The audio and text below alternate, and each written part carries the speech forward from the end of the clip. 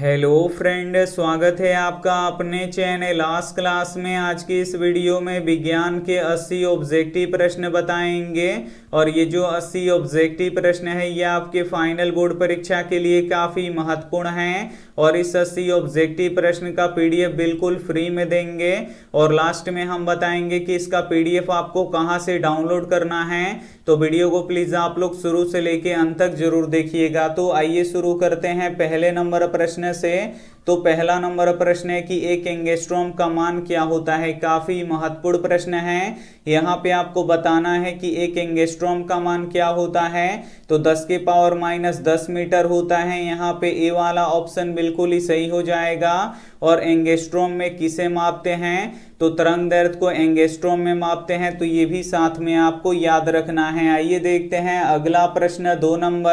दो नंबर प्रश्न है कि जरा दृष्टि दोष से पीड़ित व्यक्ति का उपचार किस लेंस से किया जाता है। यहाँ पे आपको बताना है कि जरा दृष्टि दोष से पीड़ित व्यक्ति का उपचार किस लेंस से किया जाता है। तो बाइफोकल लेंस से किया जाता है। यहाँ पे बी वाला ऑप्शन बिल्कुल ही सही हो जाएगा। और निकट दृष्टि दोष में किस लेंस का उपयोग किया जाता है, तो अवतल लेंस का उपयोग किया जाता है। और दूरदृष्टि दोष में उत्तल लेंस का उपयोग किया जाता है। तो ये भी साथ में आपको याद रखना है। आइए देखते हैं अगला प्रश्न। 3 नंबर प्रश्न है कि आकाश का रंग नीला प्रतीत होता है। यहाँ पे आपको बताना है कि आकाश का रंग नीला क्यों प्रतीत होता है। तो प्रकाश के प्रकीर्णन के कारण प्रतीत होता है। यहाँ पे बी वाला ऑप्शन बिल्कुल ही सही हो जाएगा। और नीले रंग का प्रकीर्णन सबसे अधिक होता है। तो ये भी साथ में आपको याद रखना है। आइए देखते हैं अगला प्रश्न। 4 नंबर प्रश्न है कि आवेश का एसआई मात्रक होता है। यहाँ पे आपको बताना है कि आवेश का एसआई मात्रक क्या होता है। तो आवेश का एसआई मात्रक कूलम्ब होता है। यहाँ पे डी वाला ऑप्शन बिल्कुल ही सही हो जाएगा। और कूलम्ब को सी से सूचित किया जाता है। तो ये भी साथ में आपको याद रखना है। आइए देखते हैं अगला प्रश्न। 5 नंबर प्रश्न है कि विद्युत ऊर्जा का व्यापारिक मात्रक क्या है। यहाँ पे आपको बताना है कि विद्युत ऊर्जा का व्यापारिक मात्रक क्या है। तो यूनिट है, इसे आपको याद रखना है। यहाँ पे सी वाला ऑप्शन बिल्कुल ही सही हो जाएगा। आइए देखते हैं अगला प्रश्न। 6 नंबर प्रश्न है कि निम्न में से कौन अर्धचालक नहीं है। इसमें से आपको बताना है कि कौन अर्धचालक नहीं है।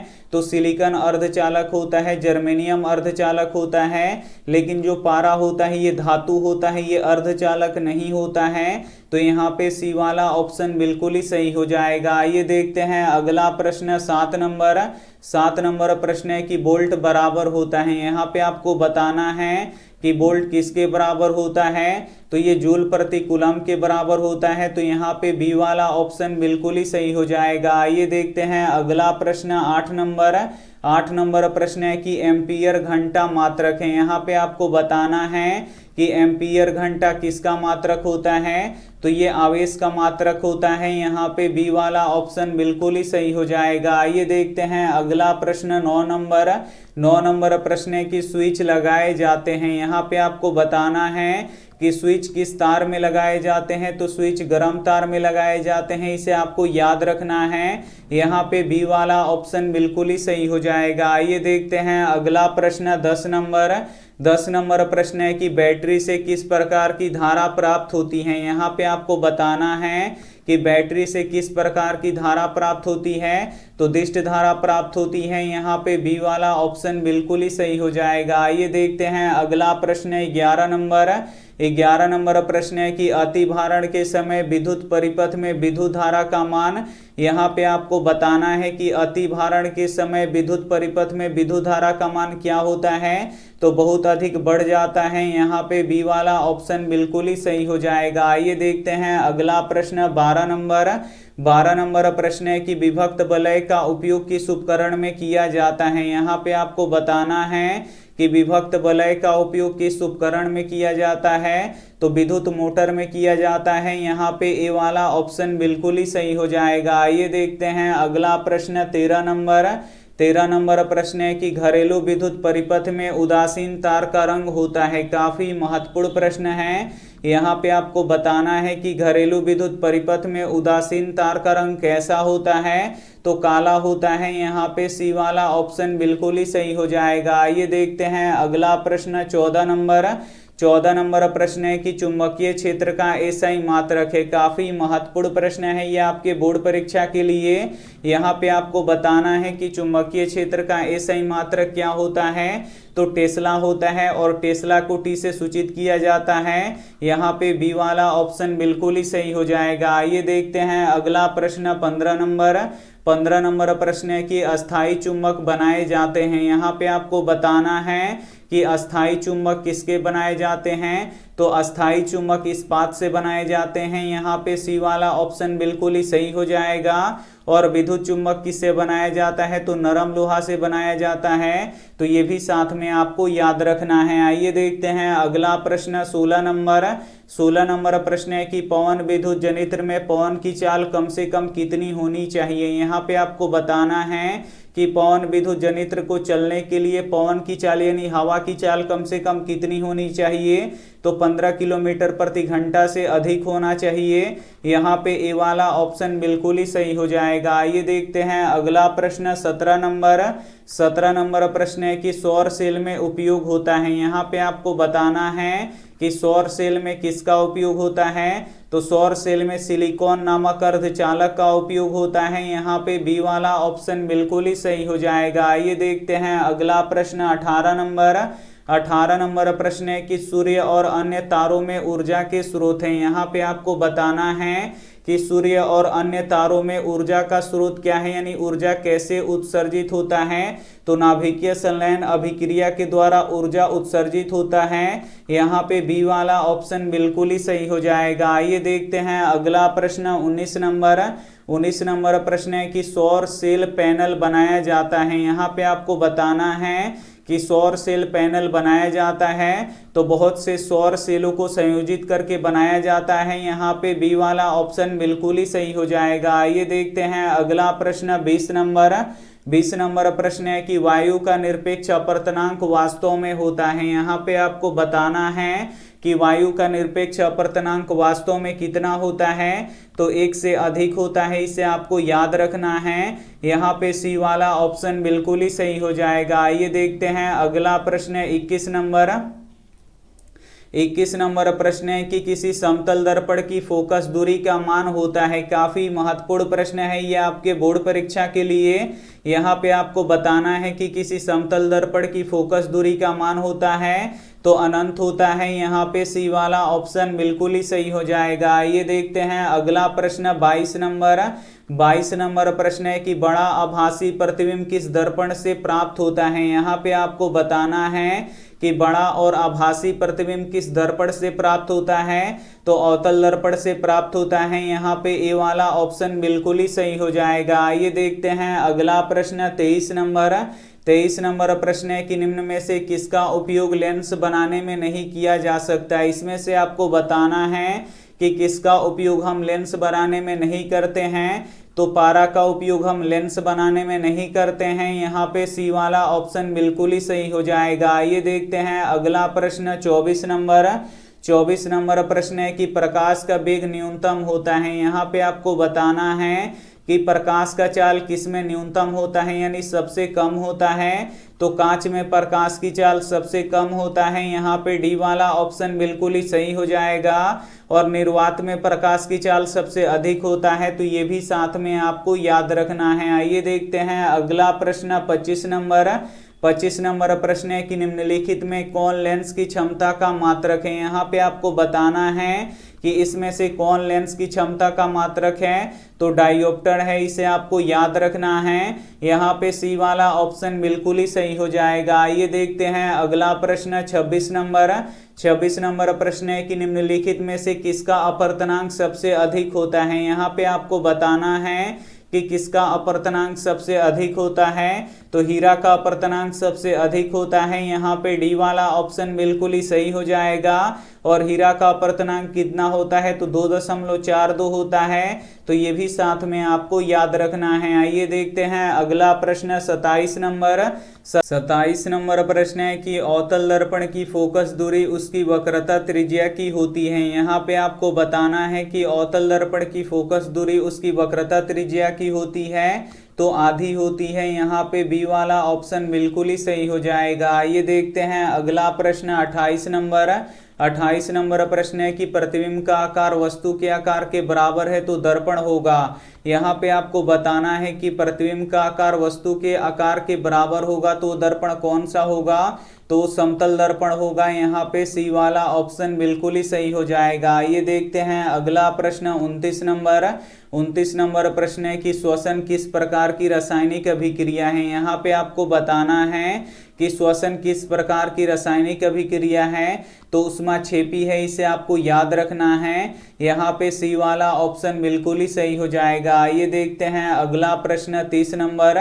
30 नंबर प्रश्न है कि रासायनिक अभिक्रियाओं को व्यक्त किया जाता है। यहाँ पे आपको बताना है कि रासायनिक अभिक्रियाओं को किसमें व्यक्त किया जाता है, तो समीकरणों के द्वारा व्यक्त किया जाता है। यहाँ पे सी वाला ऑप्शन बिल्कुल ही सही हो जाएगा। ये देखते हैं अगला प्रश्न 31 नंबर।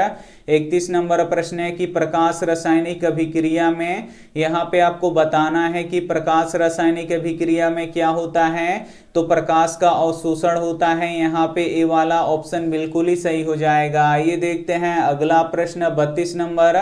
32 नंबर प्रश्न है कि रिडॉक्स अभिक्रिया में, यहाँ पे आपको बताना है कि रिडॉक्स अभिक्रिया में क्या होता है, तो ऑक्सीकरण और अवकरण दोनों साथ साथ होते हैं। यहाँ पे देखिए रिडॉक्स अभिक्रिया में क्या होता है, तो ऑक्सीकरण और अवकरण दोनों साथ साथ होते हैं। यहाँ पे बी वाला ऑप्शन बिल्कुल ही सही हो जाएगा। ये देखते हैं अगला प्रश्न 33 नंबर। 33 नंबर प्रश्न है कि टार्टरिक अम्ल निम्नलिखित में से किसमें पाया जाता है। यहाँ पे आपको बताना है कि टार्टरिक अम्ल किसमें पाया जाता है, तो टमाटर में पाया जाता है। यहाँ पे ए वाला ऑप्शन बिल्कुल ही सही हो जाएगा। ये देखते हैं अगला प्रश्न 34 नंबर। 34 नंबर प्रश्न है कि टूथपेस्ट कैसा होता है। यहाँ पे आपको बताना है कि टूथपेस्ट कैसा होता है, तो जो टूथपेस्ट होता है ये क्षारीय होता है। यहाँ पे बी वाला ऑप्शन बिल्कुल ही सही हो जाएगा। ये देखते हैं अगला प्रश्न 35 नंबर। 35 नंबर प्रश्न है कि निम्नलिखित में से कौन लवण है। इसमें से आपको बताना है कि कौन लवण है, तो K2SO4 लवण है। यहाँ पे सी वाला ऑप्शन बिल्कुल ही सही हो जाएगा। ये देखते हैं अगला प्रश्न 36 नंबर। 36 नंबर प्रश्न है कि NaOH है। यहाँ पे आपको बताना है कि NaOH क्या है, तो NaOH क्षार है, इसे आपको याद रखना है। यहाँ पे बी वाला ऑप्शन बिल्कुल ही सही हो जाएगा। ये देखते हैं अगला प्रश्न 37 नंबर। 37 नंबर प्रश्न है कि सिल्वर क्लोराइड का रंग क्या होता है। यहाँ पे आपको बताना है कि सिल्वर क्लोराइड का रंग कैसा होता है, तो श्वेत होता है, इसे आपको याद रखना है। यहाँ पे ए वाला ऑप्शन बिल्कुल ही सही हो जाएगा। ये देखते हैं अगला प्रश्न 38 नंबर। 38 नंबर प्रश्न है कि धातु के ऑक्साइड होते हैं। यहाँ पे आपको बताना है कि धातु के ऑक्साइड होते हैं तो क्षारक होते हैं। यहाँ पे बी वाला ऑप्शन बिल्कुल ही सही हो जाएगा। और अधातु के ऑक्साइड कैसे होते हैं, तो अम्लीय होते हैं, तो ये भी साथ में आपको याद रखना है। आइए देखते हैं अगला प्रश्न 39 नंबर। 39 नंबर प्रश्न है कि तनु HCl का pH मान होगा। काफी महत्वपूर्ण प्रश्न है ये आपके बोर्ड परीक्षा के लिए। यहाँ पे आपको बताना है कि तनु HCl का pH मान होगा तो 0 होगा। यहाँ पे डी वाला ऑप्शन बिल्कुल ही सही हो जाएगा। ये देखते हैं अगला प्रश्न 40 नंबर। 40 नंबर प्रश्न है कि निम्नलिखित में से कौन सा गैस चूने के पानी को दूधिया कर देता है। काफी महत्वपूर्ण प्रश्न है। यहाँ पे आपको बताना है कि निम्नलिखित में से कौन सा गैस चूने के पानी को दूधिया कर देता है, तो कार्बन डाइऑक्साइड कर देता है, इसे आपको याद रखना है। यहाँ पे सी वाला ऑप्शन बिल्कुल ही सही हो जाएगा। ये देखते हैं अगला प्रश्न 41 नंबर। 41 नंबर प्रश्न है कि बॉक्साइट किस धातु का महत्वपूर्ण अयस्क है। यहाँ पे आपको बताना है कि बॉक्साइट किस धातु का महत्वपूर्ण अयस्क है, तो ये एल्यूमिनियम का अयस्क है। यहाँ पे सी वाला ऑप्शन बिल्कुल ही सही हो जाएगा। ये देखते हैं अगला प्रश्न 42 नंबर। 42 नंबर प्रश्न है कि सोडियम की संयोजकता क्या है, तो सोडियम की संयोजकता कितनी होती है, 1 होती है। यहाँ पे ए वाला ऑप्शन बिल्कुल ही सही हो जाएगा। और जो सोडियम होता है इसका परमाणु संख्या कितना होता है, 11 होता है। पहले कक्षा में 2 इलेक्ट्रॉन, दूसरे कक्षा में 8 इलेक्ट्रॉन और अंतिम कक्षा में कितना होता है, 1 इलेक्ट्रॉन होता है। और यही क्या होता है, इसका संयोजकता होता है। तो यहाँ पे ए वाला ऑप्शन बिल्कुल ही सही हो जाएगा। ये देखते हैं अगला प्रश्न 43 नंबर।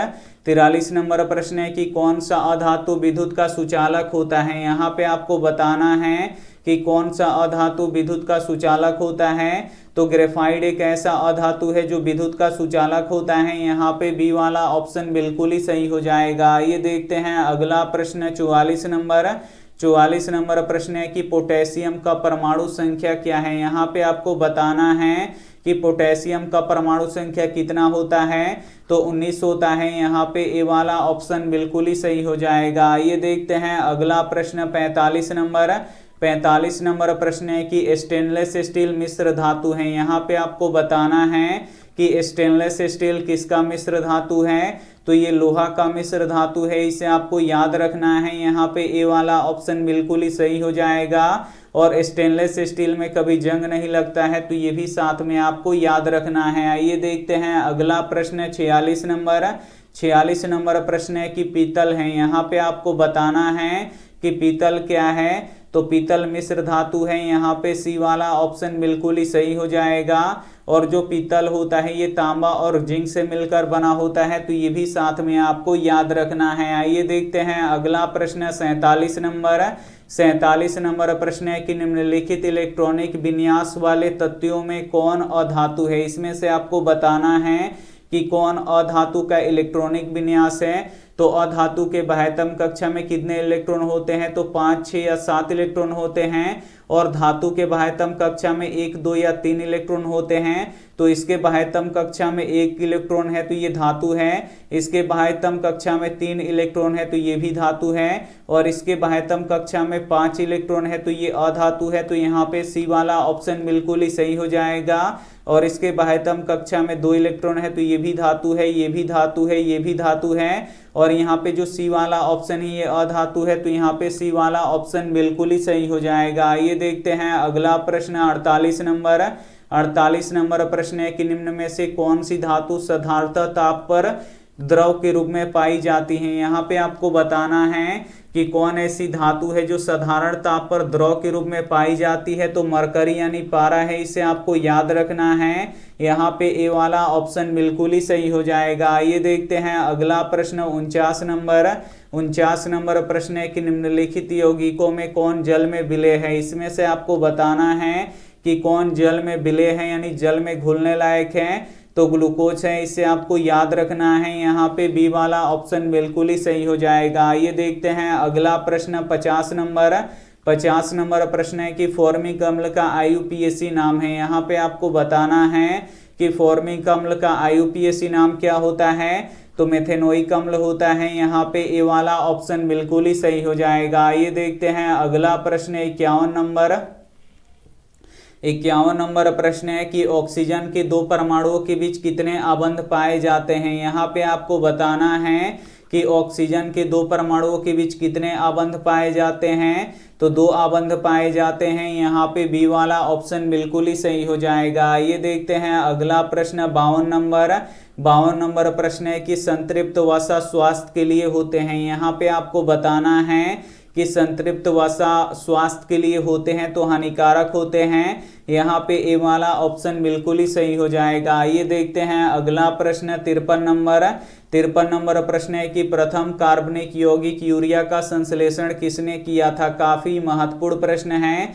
यहाँ पे आपको बताना है कि प्रथम कार्बनिक यौगिक यूरिया का संश्लेषण किसने किया था। तो बोहर ने किया था। यहाँ पे बी वाला ऑप्शन बिल्कुल ही सही हो जाएगा। ये देखते हैं अगला प्रश्न 54 नंबर प्रश्न है कि जीवन शक्ति के सिद्धांत का प्रतिपादन किसने किया था। ये भी काफी महत्वपूर्ण प्रश्न है। यहाँ पे आपको बताना है कि जीवन शक्ति के सिद्धांत का प्रतिपादन किसने किया था। तो बर्जिलियस ने किया था। यहाँ पे ए वाला ऑप्शन बिल्कुल ही सही हो जाएगा। ये देखते हैं अगला प्रश्न 55 नंबर प्रश्न है कि आधुनिक आवर्त सारणी में कौन सा आवर्त अभी तक अधूरा है। यहाँ पे आपको बताना है कि आधुनिक आवर्त सारणी में कौन सा आवर्त अभी तक अधूरा है। तो 7वां आवर्त अभी तक अधूरा है। यहाँ पे डी वाला ऑप्शन बिल्कुल ही सही हो जाएगा। और आधुनिक आवर्त सारणी में आवर्तों की संख्या कितनी है। तो 7 है। तो ये भी साथ में आपको याद रखना है। आइए देखते हैं अगला प्रश्न 56 नंबर प्रश्न है कि आधुनिक आवर्त सारणी में कुल समूह है। यहाँ पे आपको बताना है कि आधुनिक आवर्त सारणी में कुल समूह यानी कुल वर्ग कितना है, तो 18 है। यहाँ पे ए वाला ऑप्शन बिल्कुल ही सही हो जाएगा। ये देखते हैं अगला प्रश्न 57 नंबर प्रश्न है कि आवर्त सारणी में वर्ग 1 के तत्व कहलाते हैं। यहाँ पे आपको बताना है कि आवर्त सारणी में वर्ग 1 के तत्व कहलाते हैं, तो क्षारीय धातु कहलाते हैं, इसे आपको याद रखना है। यहाँ पे ए वाला ऑप्शन बिल्कुल ही सही हो जाएगा। और वर्ग 2 के तत्व क्या कहलाते हैं, तो क्षारीय मृदा धातु कहलाते हैं, तो ये भी साथ में आपको याद रखना है। आइए देखते हैं अगला प्रश्न 58 नंबर प्रश्न है कि अष्टक नियम। यहाँ पे आपको बताना है कि अष्टक नियम किसने दिया,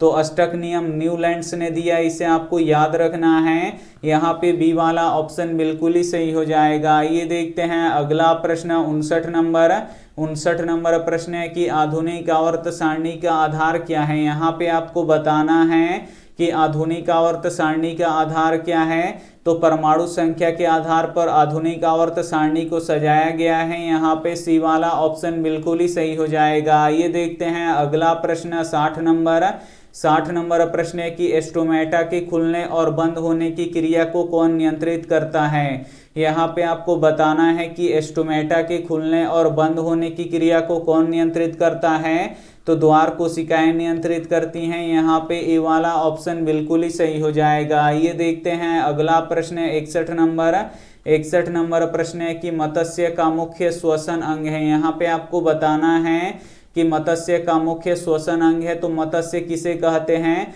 तो मछली को मत्स्य कहते हैं। तो मछली किससे श्वसन करती है, तो ये गिल्स से करती हैं। यहाँ पे सी वाला ऑप्शन बिल्कुल ही सही हो जाएगा। ये देखते हैं अगला प्रश्न 62 नंबर प्रश्न है कि निम्न में से सबसे तेज हृदय धड़कन किसका होता है। इसमें से आपको बताना है कि सबसे तेज हृदय धड़कन किसका होता है, तो चूहा का होता है। यहाँ पे बी वाला ऑप्शन बिल्कुल सही हो जाएगा। चूहा का जो हृदय होता है ये 1 मिनट में 650 बार तक धड़कता है, तो इसे भी साथ में आपको याद रखना है। आइए देखते हैं अगला प्रश्न 63 नंबर प्रश्न है कि फूल का कौन सा भाग फल में बदलता है। यहाँ पे आपको बताना है कि फूल का कौन सा भाग फल में बदलता है, तो अंडाशय बदलता है। यहाँ पे सी वाला ऑप्शन बिल्कुल ही सही हो जाएगा। ये देखते हैं अगला प्रश्न 64 नंबर प्रश्न है कि अमीबा का अधिकांश पोषण कैसे होता है। यहाँ पे आपको बताना है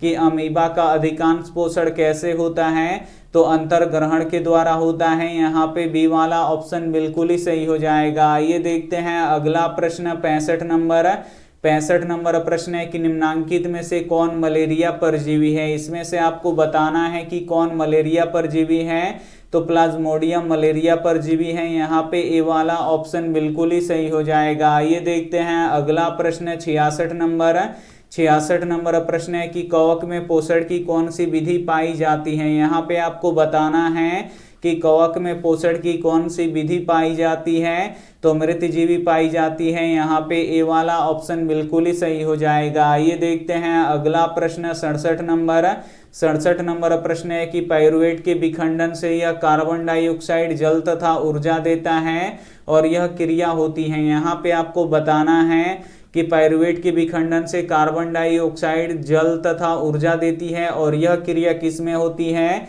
तो माइटोकॉन्ड्रिया में होती है। यहाँ पे बी वाला ऑप्शन बिल्कुल ही सही हो जाएगा। ये देखते हैं अगला प्रश्न 68 नंबर प्रश्न है कि श्वसन के अंतिम उत्पादक है। यहाँ पे आपको बताना है कि श्वसन के अंतिम उत्पादक कौन है, तो कार्बन डाइऑक्साइड जल तथा ऊर्जा है, इसे आपको याद रखना है। यहाँ पे डी वाला ऑप्शन बिल्कुल ही सही हो जाएगा। ये देखते हैं अगला प्रश्न 69 नंबर प्रश्न है कि मनुष्य की शरीर की सबसे बड़ी ग्रंथि है। यहाँ पे आपको बताना है कि मनुष्य के शरीर की सबसे बड़ी ग्रंथि कौन सी है, तो लीवर है। यहाँ पे ए वाला ऑप्शन बिल्कुल ही सही हो जाएगा। ये देखते हैं अगला प्रश्न 70 नंबर प्रश्न है कि इनमें से कौन प्रकाश संश्लेषी अंगक है। यहाँ पे आपको बताना है कि इनमें से कौन प्रकाश संश्लेषी अंगक है, तो प्रकाश संश्लेषी अंगक हरित लवक होता है। यहाँ पे डी वाला ऑप्शन बिल्कुल ही सही हो जाएगा। ये देखते हैं अगला प्रश्न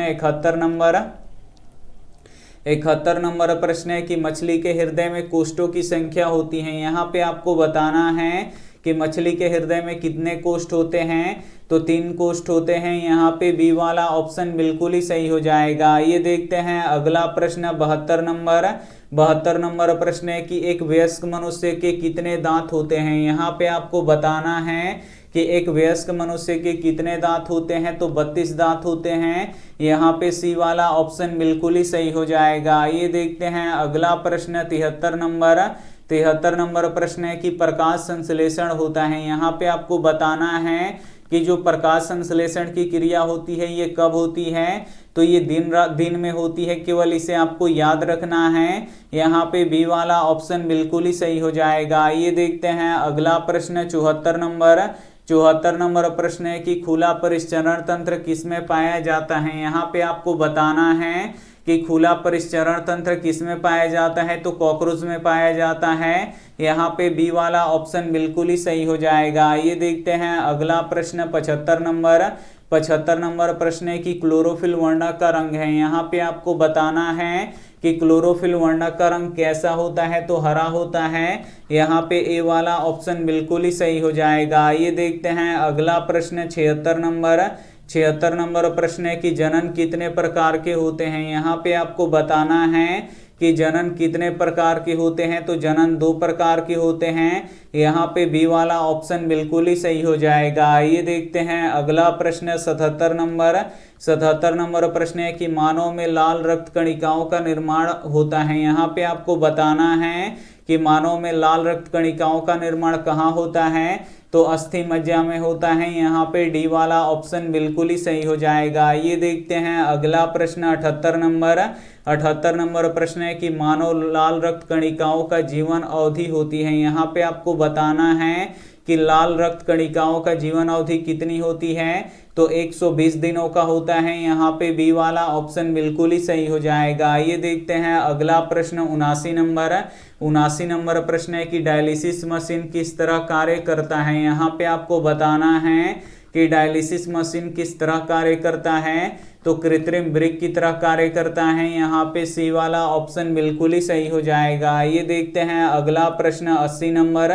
80 नंबर प्रश्न है कि लैक्टस सामान्यतः कहाँ पाए जाते हैं। यहाँ पे आपको बताना है कि लैक्टस सामान्यतः कहाँ पाए जाते हैं, तो पीपल में पाए जाते हैं, बरगद में पाए जाते हैं, पीला कनेर में पाए जाते हैं, यानी इनमें से तीनों में पाए जाते हैं। तो यहाँ पे डी वाला ऑप्शन बिल्कुल ही सही हो जाएगा। यहाँ पे विज्ञान के 80 काफी महत्वपूर्ण ऑब्जेक्टिव प्रश्न बता चुके हैं और ये रहा आपके लिए होमवर्क प्रश्न। इसका जवाब आपको कमेंट बॉक्स में देना है कि स्त्रियों में अंडाशय की संख्या कितनी होती है।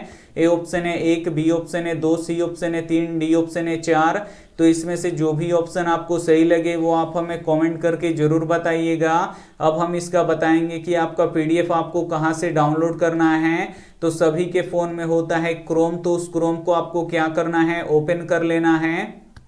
और जब क्रोम ओपन हो जाए तो यहाँ पे आपको एक सर्च बॉक्स दिखेगा, इसमें आपको लिखना है आस्क क्लास। तो हम यहाँ पे लिख देते हैं ASK और फिर CLASS। यहाँ पे हम आस्क क्लास लिख के सर्च कर देंगे और जैसे ही सर्च करेंगे यहाँ पे देखिए लिखा हुआ आ जाएगा आस्क क्लास। इसी पे आपको क्लिक करना है और जैसे ही क्लिक कीजिएगा आप हमारे ऑफिशियल वेबसाइट पे आ जाइएगा और यहाँ से आप लोग टेस्ट दे सकते हैं। यहाँ पे देखिए टेस्ट चल रहा है, तो आप लोग यहाँ से टेस्ट स्टार्ट करके आप लोग टेस्ट दे सकते हैं।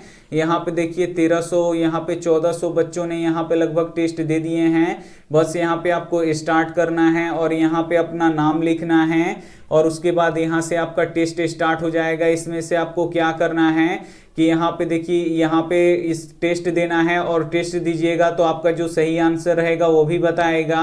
अगर क्वेश्चन आप लोग गलत करते हैं तो ऐसे गलत भी बताएगा और सही में बताएगा कि उसका सही आंसर कहाँ है। और लास्ट में आपको पूरा फाइनल आंसर बताएगा कि आपका कितना नंबर आया। तो टेस्ट काफ़ी महत्वपूर्ण है, आप लोग टेस्ट दे सकते हैं। और यहाँ पे देखिए लिखा हुआ है डाउनलोड पीडीएफ, तो इस डाउनलोड पीडीएफ पे आपको क्लिक करना है और यहाँ पे हम इसका पीडीएफ अभी 2 मिनट के अंदर अपडेट करेंगे। तो यहाँ से आप लोग डाउनलोड कर लीजिएगा, काफ़ी महत्वपूर्ण है। यहाँ पे बहुत सारे प्रश्नों का पीडीएफ हम दे चुके हैं, बहुत सारे सब्जेक्टों का। तो यहाँ से आप लोग PDF नोट्स बिल्कुल फ्री में आप लोग डाउनलोड कर सकते हैं। अगर आपको क्वेश्चन बैंक पढ़ना है तो यहाँ पे आप लोग क्वेश्चन बैंक पढ़ सकते हैं। यहाँ पे 2016 तक अपडेट कर दिया गया है और भी यहाँ पे अपडेट कर दिया जाएगा। और उसके बाद यहाँ पे देखिए, यहाँ पे आप लोग मॉडल पेपर डाउनलोड कर सकते हैं जो बिहार बोर्ड का ऑफिशियल है। और उसके बाद यहाँ पे देखिए, यहाँ पे जो लेटेस्ट न्यूज आता है वो यहाँ पे हम लिखते हैं, यहाँ से आप लोग पढ़ सकते हैं।